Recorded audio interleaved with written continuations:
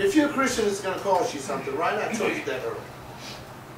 Since you know what it's going to cost you, are you going to buy it? There it is. Love that attitude. That UMP with the big explanation point. Because you're not going to buy it. You're not going to buy it. When God tells you to do something and you know He's telling you to do it, and you say, oh, wait a minute, man, this is going to cost me this. Oh, wait a minute, I'll peel off a little bit of that and I'll do that. No, no, no, no, no. He doesn't, no. Since it's a find of a lifetime, it's going to cost you your life. Are you willing to pay your life for this hidden treasure that you just found? Now, we have another expression. I see it now. I see it. See what Christ is saying? He's saying, wait. They're looking for mansions. They're looking for street paved with gold. See, I read the book of Revelation. When I die, I want to go to heaven because the streets are paved with gold. You should want to go to heaven if it ain't no streets. You should want to be where God is if it ain't no gold and no food and nothing. Why? Because when I go to heaven, I ain't going to get hungry because I'm not going to have a stomach that needs food. I won't need a mansion, and so I won't need the key to a house because I'll be able to walk through walls and go from planet to planet at the whim of a thought of a whatever. Heaven is, where is it? Wait a minute, I got this question. Time out, time in. Tell me where heaven is, Greg. The third heaven? Forget it. He lost his mind. See, he didn't know. Man, I said, tell me where. You don't know where it is. No one really knows. No one really knows. So why would you want to go to a place that you don't know? But what Jesus says in verse 44, the kingdom of heaven is like a treasure hidden in a field. Greg said it. Nobody knows where it is. But when a man finds it, he hides it. See, I don't know where heaven is, but I know that heaven is. Oh, you didn't hear me. I don't know where heaven is, but I know that heaven is. See, you got a lot of people in church. They don't know where heaven is, and they still don't know where the heaven is. They are hoping. That's why they say, well, brother, I know I got to die, but I'm not ready yet. That's the person that don't know where heaven is, but hoping that heaven is. No, I don't know where it is, but I know that it is.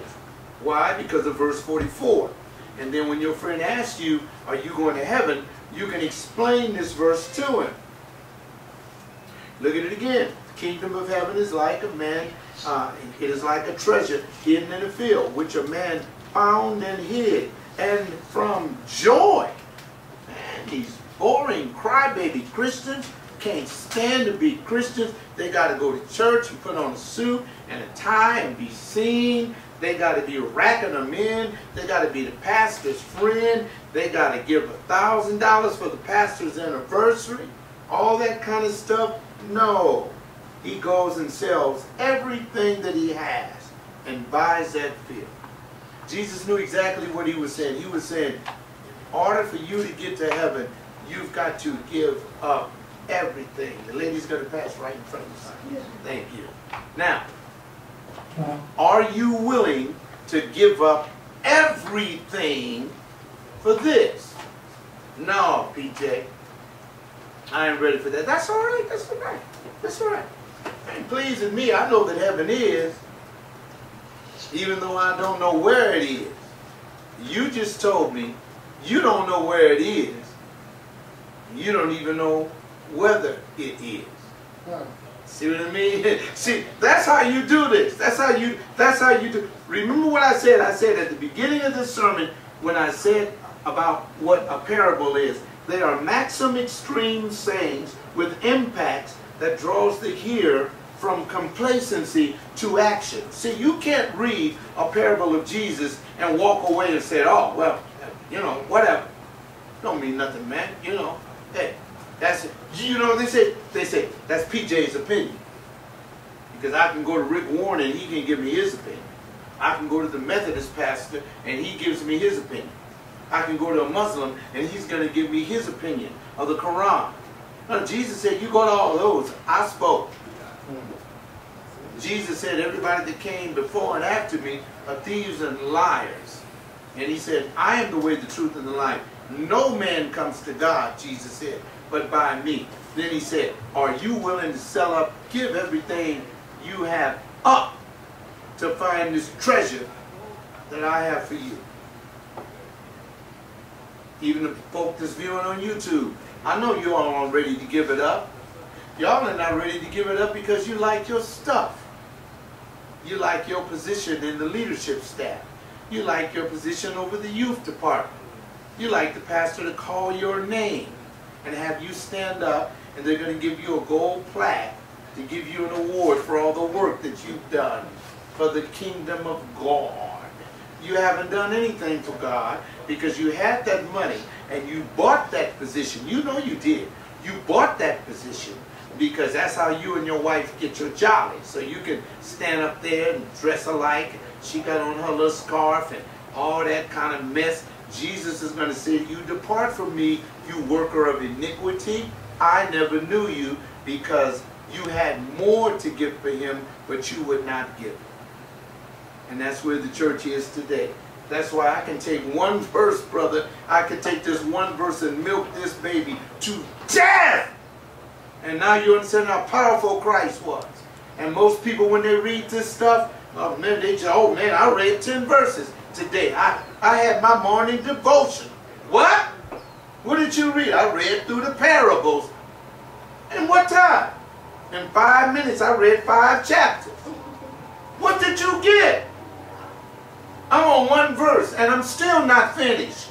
And I preach for 90 minutes. Because you know what? You will read this stuff, and this stuff will go. As soon as this message is over, you get up and get out of here and say, that old fool is crazy. He's going to die in his garage. I am. But the words that I spoke will still be shifting around in your head as you stand over my coffin and say, wake up, PJ. I'll have somebody hit a button, make me sit up and say, no! Now fall back down. Just kidding. Let's keep moving.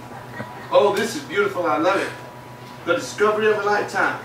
The fifth and important lesson is that the man bought the field. Now, you know what? We're not willing to buy anything. We're not willing to pay anything. He paid the price that salvation cost him. Each of the price are different. For the older person, God has said to me, John, you got to walk the straight and narrow. You got to keep walking.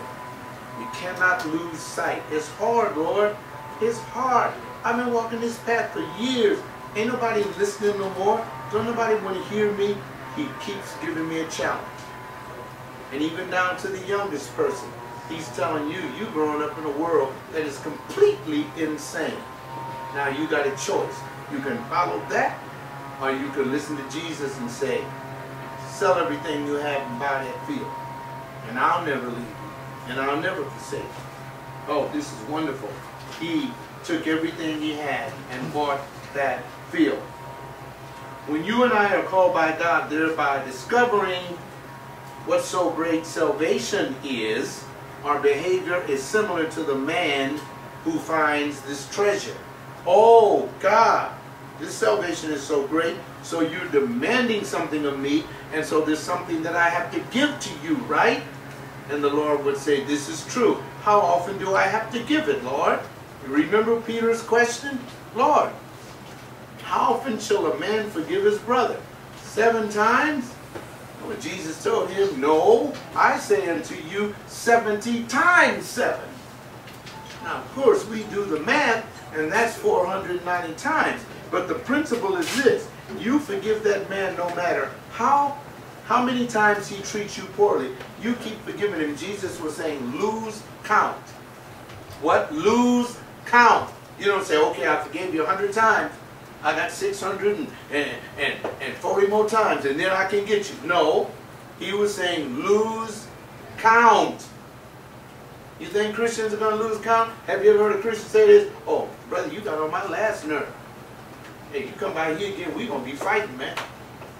Man, those are fighting words. Man, forget you. Wait, haven't you ever heard your mama say, oh, I lay my faith down? I said, when that hussy come to church, we're going to have it out on the lot. It's going to be me and her. No. Jesus would say, you haven't found that great treasure that was hidden in that field. You was pretending. Your whole church life was a pretense.